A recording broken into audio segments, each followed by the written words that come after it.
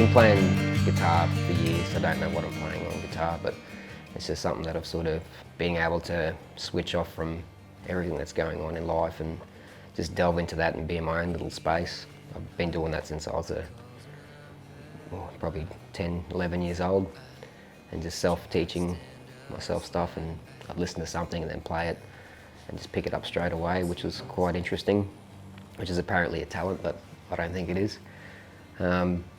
But with that, it's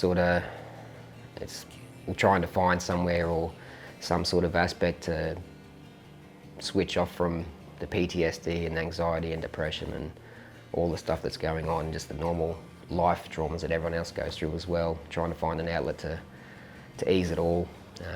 Tried medications and all that sort of stuff. It didn't work. It sort of made me even worse and suicidal, which was bad.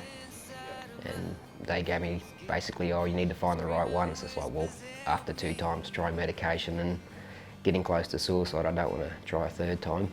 So I'll self-process and seeing psychiatrists and psychologists to get through those sort of times, and then getting to a stage where I sort of understand that I need to process myself and go through these little battles to try and to better myself, and then taking on some of the blame, taking on some of the pity, I suppose. And that's one of the big things of going, well, you're sitting in this pity sort of pit, and you woe is me and all this is bad on me, and trying to turn that around and go, well, hang on a minute, life's not that bad. Can you hear it calling you?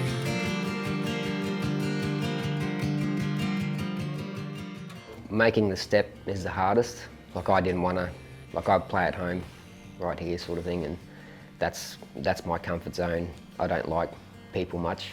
So trying to get into that socialising again and being in the community and taking part in the community and helping others, you know, like I was saying before about the pity side, going, well, hang on, it's not just me going through a hard time, there's a lot more people that are struggling through life, and if I can use what I've been through and my heartache and down times and pass that to someone else to go, well, hey, I connect with you, I understand you, I'm feeling what you're feeling.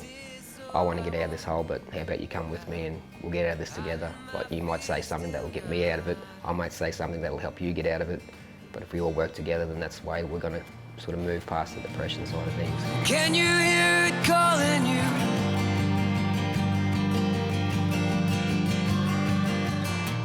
When I play my songs to people and they connect with my songs, like the tears that I've seen and people just fully breaking down from connecting with the songs has been quite an emotional journey for myself as well. So I'm dealing with my stuff and playing the song, the next minute I'm looking out to the audience and someone's in tears and fully breaking down. So it's like, oh my God, I've like connected. Have I done something wrong here? Like, I've made them cry. Like, but then afterwards, you know, I'll go up to them and have a talk to them and turn the sadness into, it's good. It's a good thing that you're going through. The depression and everything that hits you is a thing where it's a lesson in life, I think. And if you don't go through these hard lessons, then you're not going to evolve as a person or as an individual to get better, to do more things with your life. Like, once you've hit rock bottom, there's no further away from rock bottom except suicide, which you try and avoid at all times. But if you can find that part where you've gone, right, I've hit rock bottom, and just go, well, I'm not giving up, it's time to sort of fight.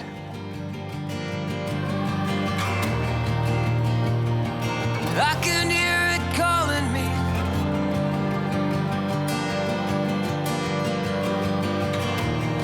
The song that I did write for it, or Alias Earl, about Earl, that a mate that was helping me through going through my DVA stuff and pulled me out of the hole, who ended up hanging himself. Yeah, that sort of hit home pretty bloody hard. And yeah, it was one of those songs where I showed you and you loved it, and you said, yep, can I use this in my documentary? And I just said, I don't think I'd be able to get through that song. So then I wrote Better Off in 15 minutes. I wrote that song, so I thought, yeah, I turned around, and that was part of my life where I was hitting those points at night where I couldn't sleep. Depression was kicking in, and I'd be up at night and just smoking cigarettes and just had all this negative thoughts come through and go, you know what, I think you're better off, and it's time to go. And then fighting that and going, what's this going through in my head? I don't want this. And then I thought, well, there's got to be other people that are going through the same thing, where that's thoughts of suicide and not wanting to be around is a bloody powerful thing. And to fight it and beat it, even though it might be for a day or another 2 days, to keep fighting it and keep battling it and keeping it away out of your life. And yeah, it's a good bloody thing. I've had people that have listened to the song and said, I can't listen to your bloody song because it gets me every time. Oh,